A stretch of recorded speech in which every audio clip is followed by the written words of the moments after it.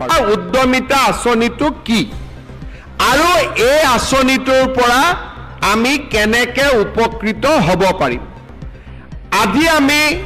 মহিলা উদ্যমিতা আঁচনি প্ৰথম কিস্তিৰ ধন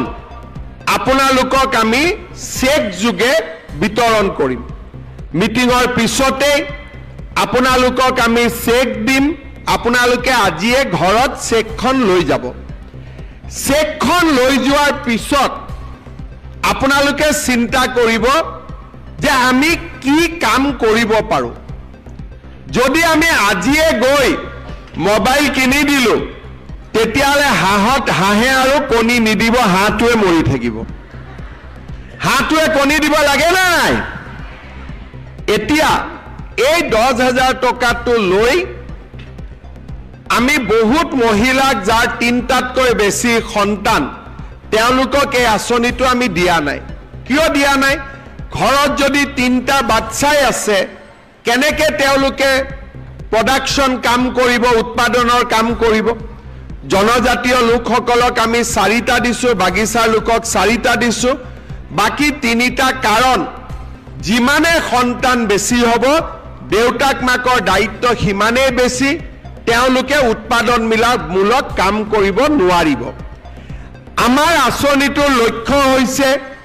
যে আমি আপোনালোকক আজি 10,000 টকা আপোনালোকক দিম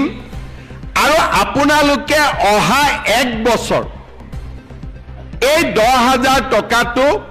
সৎ ব্যৱহাৰ কৰিব কোনোবাই হালত দিব কোনোবাৰ গিৰিয়েক বা স্বামীৰ ব্যৱসায় আছে তাতে 10,000 টকাটো দিব কোনো আপত্তি নাই বেয়া কামত খৰচ কৰিব নালাগে ভাল কামত খৰচ কৰাত কোনো আপত্তি নাই ঘৰত যদি মোৰ বাগিচা আছে ক্ষুদ্ৰ চাহ খেতি আছে তাতো লগাই দিয়ক কোনো অসুবিধা নাই হালত কৰক মুৰ্গী কৰক কণী কৰক ব্যৱসায় কৰক 1 বছৰ পিছত আমি আপোনালোকৰ ঘৰে ঘৰে আহি পৰীক্ষা কৰিম আমি আপোনালোকক সুধিম যে আপোনালোকে টকাটো ক'ত ব্যৱহাৰ কৰিলে যিসকল আই মাতৃয়ে এই টকাটো সৎ ব্যৱহাৰ কৰিব অহা বছৰ তেওঁলোকক আমি 25,000 টকাকৈ তেওঁলোকক আমি আগবঢ়াম এই 25,000 টকাৰ 12,500 মই বেংকৰ পৰা আনি দিম 12,500 চৰকাৰৰ পৰা দিম চৰকাৰৰ টকাটো ঘূৰাই দিব নালাগে বেংকৰ টকাটো ঘূৰাই দিব লাগিব কিন্তু সুদ দিব নালাগে বেংকৰ সুদটো চৰকাৰে দিব মাত্ৰ মূলটো আপোনালোকে ঘূৰাই দিব আৰু যিসকলে সুন্দৰভাৱে এই 25,000 টকাৰ সৎ ব্যৱহাৰ কৰিব তেওঁলোকক তৃতীয় বছৰটোত আমি 50,000 টকা কৰি আমি আগবঢ়াম হাঁহে যেনেকে কণী পাৰে এই 10,000 টকায়ো দুবাৰ কণী পাৰিব এবাৰ 25,000ৰ কণী পাৰিব এবাৰ 50,000 টকাৰ কণী পাৰিব কণী পাৰিব লাগে না নাই লাগে যদি কণী পাৰিব লাগে হাতী আমাৰ হাঁহটোক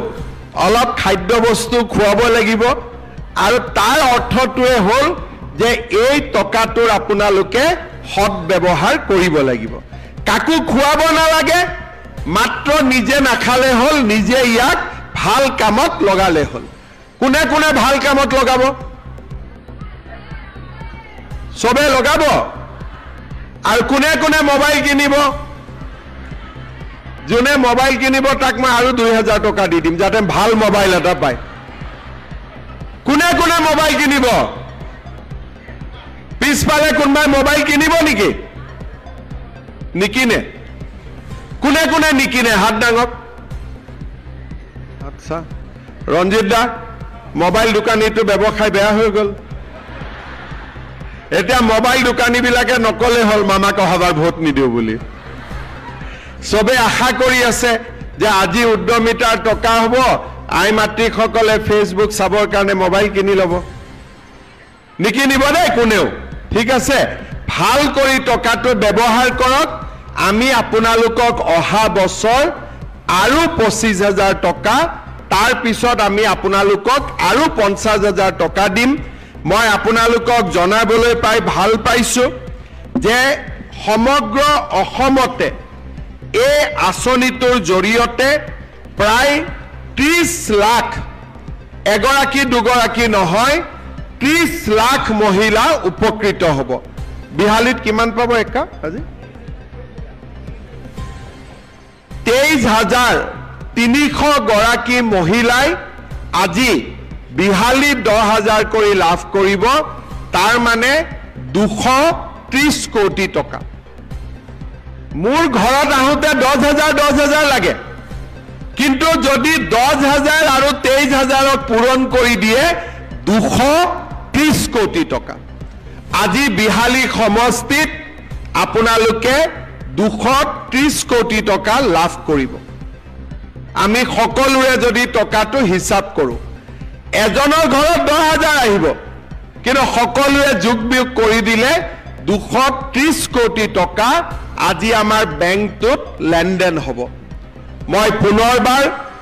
আমাৰ পঞ্চায়ত আৰু গ্ৰামোন্নয়ন বিভাগৰ সকলো বিষয়া কৰ্মচাৰীক ধন্যবাদ জনাইছো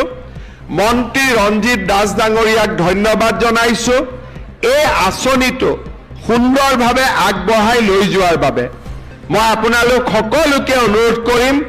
আমাৰ মন্ত্ৰী ৰঞ্জিত দাস আৰু ডিপাৰ্টমেণ্টৰ বিষয়াসকলৰ কাৰণে আপোনালোকে এটা ডাঙৰ হাত চাপৰি বজাই দিয়ক আমাৰ এই আঁচনিটো বিহালীত প্ৰথম হ'ল আৰু বিহালীত এই আঁচনিটো ৰূপায়ণ কৰাৰ বাবে মই আমাৰ সাংসদ ৰঞ্জিত দত্ত আৰু বিধায়ক দিগন্ত ঘাটোৱাল ডাঙৰীয়াকো ধন্যবাদ জনাইছো এটা দীঘলীয়াকৈ হাত চাপৰি বজাই দিয়ক তেখেতসকলৰ কাৰণেও আপোনালোকে যিমানে উৎসাহ দিব আমাৰ মানুহে সিমানে দুগুণ উৎসাহেৰে কাম কৰিব আপোনালোকে আমাক যেতিয়া আশীৰ্বাদ কৰে আমাক আপোনালোকে ভোট দিয়ে তেতিয়া আমি আপোনালোকৰ কাৰণে দুগুণ উৎসাহেৰে কাম কৰাৰ বাবে চেষ্টা কৰোঁ আপোনালোকে আশীৰ্বাদ দি থাকিব যাতে অনাগত দিনতো আপোনালোকৰ কাৰণে আমি এনেকৈ কাম কৰি গৈ থাকিব পাৰো আমি এখন নতুন অসম নিৰ্মাণ কৰিব পাৰো আৰু আমাৰ অসমখনক আগুৱাই লৈ যাব পাৰো